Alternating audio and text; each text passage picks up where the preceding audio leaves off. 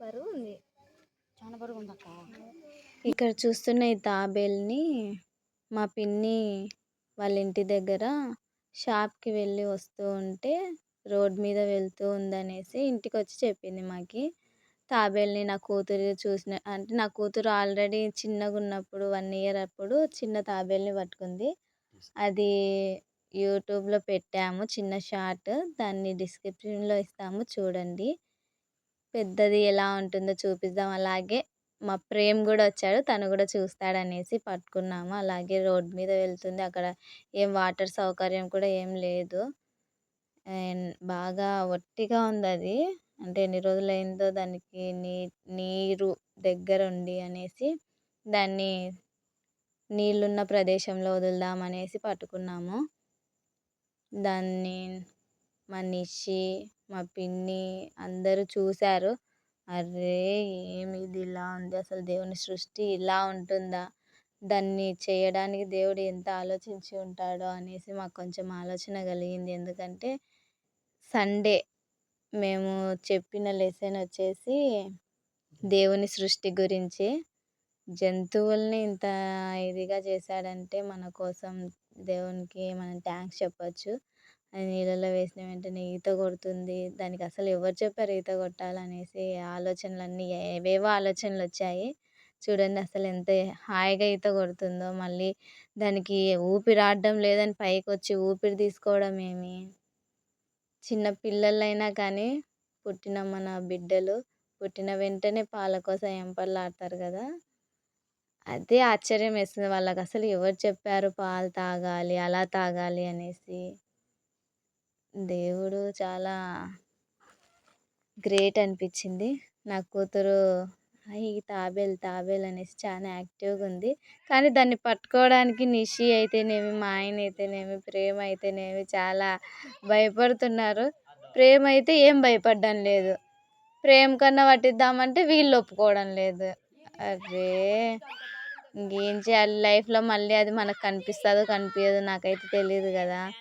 ఒక గుర్తుగా ఉంటుందనేసి వీడియో తీసుకున్నాం మేము.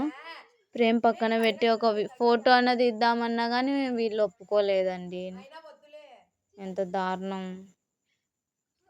చూడండి ఎట్లా వెనక్కి వెళ్ళిపోతున్నారు.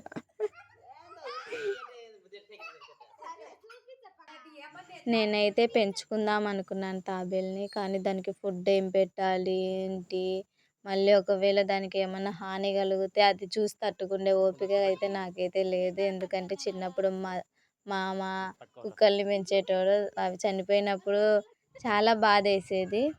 అందుకనేసి ఎందుకులే, వాటి జీవితం వాటి ఫ్రీడమ్ని వాటికి ఉండాలి అనేసి మేము ప్రయాణం అయ్యాము.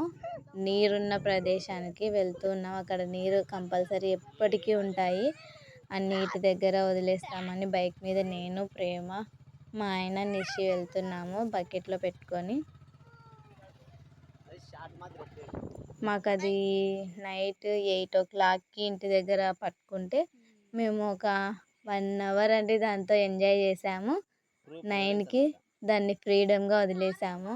ఆ 1 hour అది ఎంత ఇబ్బంది పడిందో తెలియదు కానీ దానికైతే సారీ చెప్పాము. దాన్ని తీసుకొని వచ్చాము నీరున్న ప్రదేశానికి. ఆ నీరు అయితే కొంచెం లోతుకుంది. నాకు దిగాలంటే భయం వేసి కుమార్ని పంపించాను. ఆయన వెళ్ళాడు. మళ్ళీ నేను వీడియో కోసం నేను కూడా వెళ్ళాల్సి వచ్చింది. ఎందుకంటే మా సెల్లులో లైటింగ్ అంత ఎక్కువ లేదు, అందుకనేసి మళ్ళీ నేను కూడా దిగాను కిందికి. దాన్ని నీటిలో వదిలేటప్పుడు అదొక రకమైన హ్యాపీనెస్ అండి. మా ఆయన అయితే ఎంతో హ్యాపీగా ఫీల్ అవుతున్నాడు. ఒక వన్యప్రాణిని నేను కాపాడాను. రోడ్డు మీద వెళ్తుంటే ఒకవేళ దాన్ని ఎవరైనా పట్టుకోవచ్చు, చంపచ్చు, లేకపోతే ఏవైనా పట్టుకోవచ్చు కదా. అందుకనేసి ఆయన చాలా హ్యాపీగా ఫీల్ అయ్యాడు. ఫస్ట్ టైం నేను ఇలా చేసింది అనేసి. నాకైతే అక్కడ ఏమన్నా వస్తాయేమో అని భయం కూడా వేసింది. ఎందుకంటే అక్కడ లైటింగ్ అంటూ ఏం లేదు, జన సంచారం కూడా ఎక్కువ లేదంటే ఊరికి దగ్గరే కానీ నైట్ అయింది కదా, వాగు కాబట్టి అక్కడ ఎవరు తిరగలేదు. ఆ టైంలో తిరుగుతుంటాయి అక్కడ.